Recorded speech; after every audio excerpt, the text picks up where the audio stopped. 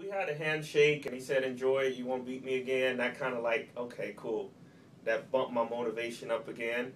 Some more. I take a lot of little things to keep me on edge. I pretty much like and get along with everyone in the peloton, but you still need to find something to like Fire. to keep the fire lit. And so that kind of like, okay, I want to crush this guy. Not in a negative way, but he's telling me, enjoy it, you won't win again or something. So that was like more motivation for me. Now, is this there's a Facebook picture going around of you with a dramatic pose at the end. I love it. It says so much. A Yeah. picture says 1,000 words. Was Yeah. that in particular a tough race, the one that you're giving that salute to? It was a tough race, and I envisioned, like, I raced it last year. So it has a little hill on it, a power hill. It suits me well because I can power up the hill and come out the turn for the sprint pretty well. But you have to stay near the front on that race because it's not a typical just a four-corner race. It has like a little chicane on the backside, a quick downhill, power up the hill, and then there's a short run-in to the finish. And prior to that race, I envisioned like, okay, I want to be third, maybe fourth wheel coming out the last turn because it's not much leadway to the line. And if I'm fourth and there's a couple of really fast guys on the front, I probably won't win. So I was telling myself third wheel out of this turn. Third, and sure enough, I was third wheel. But prior to that race, one of my teammates, Rob Schooler, he passed away from a heart attack. And so that's why you see the black armband. Okay, for Todd. It was for Todd. How many hours do you ride you work 40 hours a week? 40 or 50 How do you hours. fit in all the training? Because you're obviously riding your bike more than 10 hours a week to stay at this level. How many hours a week do you ride your bike? Honestly, I ride 10 to 15 hours a week. Sometimes, like the past 3 weeks, I kind of tapered because I felt myself hitting the wall like, okay, I'm getting tired. Because I started the season really strong and winning, and then I hit like a wall. And so I bagged off a little bit just to let my muscles and legs heal up and recover. What about mentally? Were you mentally hitting a wall, or were you just physically hitting a wall? Physically and mentally as well. Because throughout the season, guys take weeks off from racing. Everyone don't race. So there's a couple of weeks where some of my teammates took a break, and I was still going. I was racing with maybe 1 to 3 teammates, and MRI was coming with 8 to 10 guys. And it became a little taxing mentally because they know I'm good. I know they're good. So they put me in situations where the numbers were in their favor. Yeah. What's it like riding for Surf City Cycle League? It's really great. It really is we're like a family, Who are some of their sponsors? We sponsored by Surf City Cycler, of course, is our sponsor. Then Sterling BMW, they came on board, came up and put some change in the bucket, allowed us to do what we like. Specialized is of course a big brand that we repping, and Dr. Dudley, he's our chiropractor. Skull Candy, they supply us with these headphones that you see me rock. Where do you draw like your inspiration from? A lot of my inspiration, I don't know, it just comes like I'm competitive, and if I find out that I'm good at something or I have a chance to succeed in it, I want to give my all and do my best at it. And a lot of inspiration comes from my teammates. I see them working hard for me in races. They're supporting me, and just people like average people who don't know me saying, "Charon, you're doing well." I mean, people are expecting good things from me. So, who are your role models? My mom would be a huge one. She's been a great pillar in my life.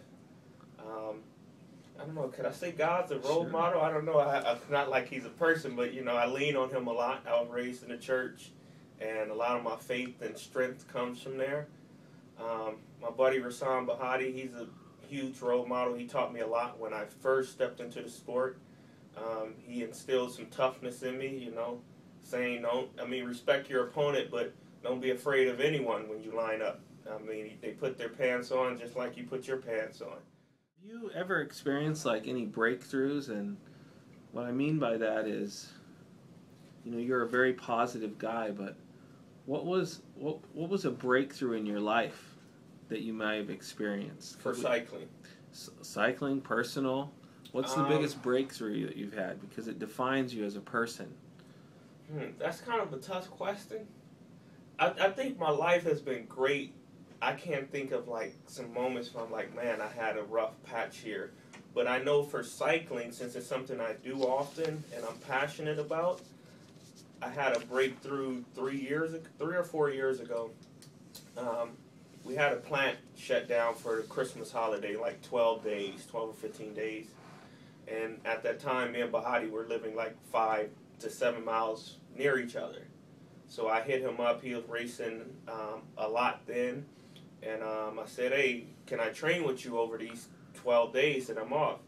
Of course, he said yes. He said, yeah, just, this is what time I normally leave, and we'll just roll. And the first 6 or 7 days were, like, really tough for me.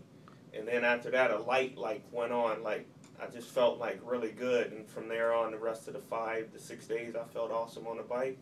And I was like, wow, if I really ride more and, do things a certain way, I can possibly do well at this sport.